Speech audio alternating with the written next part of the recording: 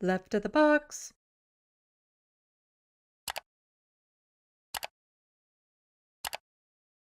Like the thing is that you never hear stories being released about conservative candidates or conservative members of parliament doing good. It's them comparing people to animals, saying that certain people's rights should be stripped away, that trans people don't exist, that I don't exist as an NB, that, we shouldn't be teaching kids about sex ed, like consent and things of that sort in schools, but we should be forcing religion down their throat. Like, you never hear about them doing something where people were like, yeah, that's really good, actually. Like, you have just the hateful people that are like, let the people addicted to drugs just die on the streets by removing any sort of support that they have. When their base cheers them on for things they do, there's a very hateful undertone to it, a very negative, cruel undertone to it. Like, yay, we're going to strip away a person's right to choose. And the thing is that you can see it in their faces. You can see it in their attitudes and their personalities. The way they react to it isn't like, I'm so relieved that these unborn children will no longer be murdered. Like, it really heartens me to know that these little unborn babies will have a chance at life. You don't see them kind of internalize it like that. It's more like this anger of like, yeah, they deserve, every child needs to, the woman is the one that got pregnant. She deserves it. They don't have any rights. In fact, if she goes for an abortion, just lock her up and charge her with murder. And there's all this like anger behind them that really kind of, demonstrates who these people are. Just horrible, horrible people. And am I saying that about all right wingers?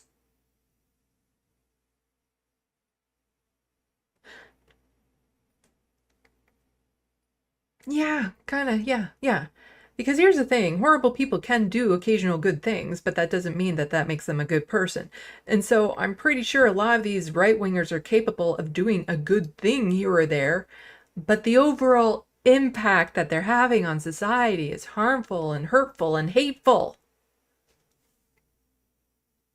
Seth Evans, welcome to the sandbox, saying, damn, that sounds depressingly familiar to my American ears. Yeah, we do what you do, only later. And sometimes a little bit more polite. All the trends that happen in the United States end up coming up here. I blame all you Americans. Well, we also do our good we also do our part in exporting right wingers, because a lot of the right wingers that are popular down in the States are Canadian bred. Yeah, we do a lot of cross border sharing with the hatred there. But definitely, I've been seeing a trend of conservative leaders using the exact same tactics as far right conservatives in Republicans in the United States. And I say far right Republicans, but really, if you're Republican at this point, you're far right. And it is getting to the point that if you're conservative in this country, you're far right. There seems to be no middle ground. Like, the entire party has been shifting more and more and more to the right, which would be this way for me. This is really disturbing, and I'm really worried about the next election here in Canada. Because the consequences, I don't think people will actually really understand what can be done, because it used to be like, oh, if a conservative leader got in, not much would really change. Nothing really changes in this country. And that's how the politicians like the Canadians to feel. That it doesn't really matter which party it's in. It's always going to be the same old, same old. But it's getting worse. And the thing is that it was bad before, but people just weren't paying attention. And so under Stephen Harper, a lot of things, he began to dismantle a lot of our social services, security, all of that. He started to totally rip them apart, and it kind of went under the radar.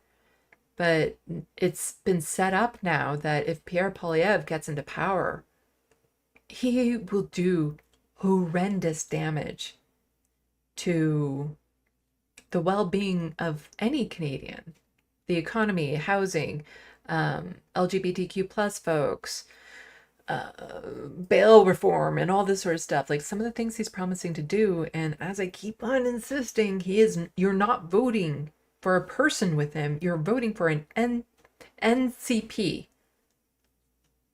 That is just an NCP of the right wing. He is just an avatar. He is just a projection of the right wing. He doesn't have any conscious thought of or critical thinking ability of his own. And he just represents what the right wing is. So you're not electing in a person, you're electing in an ideology, and that's what makes him particularly dangerous. Because with Trump, you're electing in Trump. But and he's his own word thing. Oh, Lady Badash is saying NPC. See, I'm dyslexic and I never remember what that actually stands for because I'm not a gamer. A non-player character, because I was thinking it's a non-character player, but something like that. But that's what Pierre Polyev is.